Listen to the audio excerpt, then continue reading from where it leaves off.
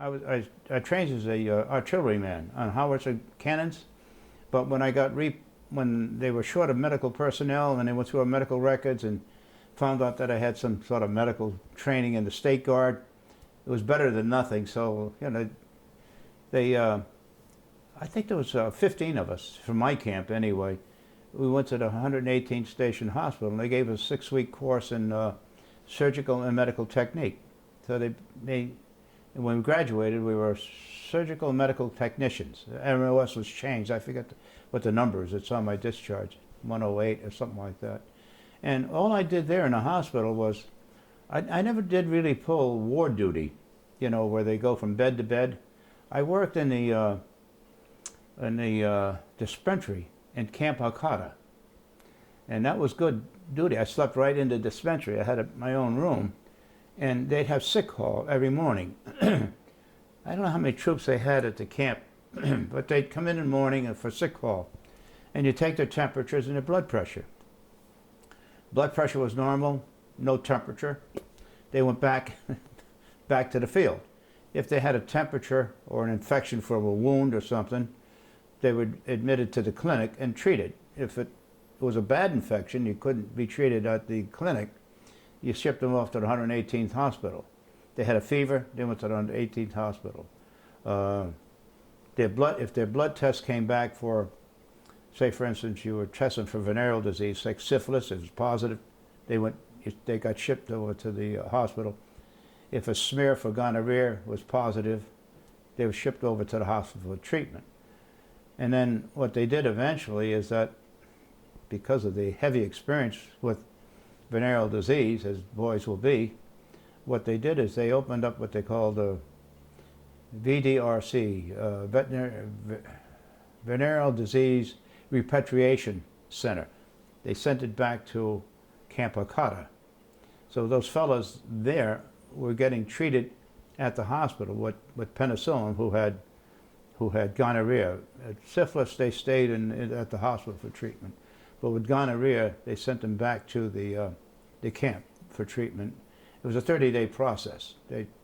Once their smear test came back negative, and they were treating, penicillin was in its infancy then. I think it was 25,000 units per cc. And a 3-day treatment at 3-hour intervals would cure the venereal disease, gonorrhea anyway, and pneumonia would respond to it as well. Bacterial pneumonia, not viral. And that's what my day was like. We'd have sick call, and after sick call, the day was mine. I just had nothing else to do except get down to the dispensary. Oh, once a month, you had to be on what they call dispensary duty. And if inoculations were due, you gave out shots, or if blood tests were required, you took the blood test. But that was only one day a month. The rest of the month, I just went out and checked food supplies in the kitchen, storage means, temperatures of the hot water, cleanliness of the kitchen and the barracks. But that was just with a clipboard. That's all I did, is walk around the camp looking for something to do. Casualties? Not war casualties, but illnesses. Yes, we had an epidemic of, would you believe it, measles? There was an epidemic of measles. There was one with scarlet fever. They had an epidemic with that. We dealt with. Everything went into quarantine, half-mast. What they put the shelter halves on the bunks between the beds so they didn't breathe on each other. You had to use a tent pole, and they took their poncho and hung it from it. So that sheltered you from the next bed. That was the only way you can quarantine them back then. That was with scarlet fever. There was another one. I think measles was one. I think that was mostly contained on a ship. The fellow just stayed in quarantine on the ship in the bay. What other one they had? I think there was a couple of cases of smallpox, but they never had an epidemic of it. Cholera, there was a little cholera, not much of that. That was it. Oh no, MacArthur, he forbided marriages. He wouldn't approve of them in the beginning, but it started to happen, so he started to, but no flirtation, no marriages, but that was changed shortly after. This young lady here was she was I think she was a colonel in the Japanese medical corps.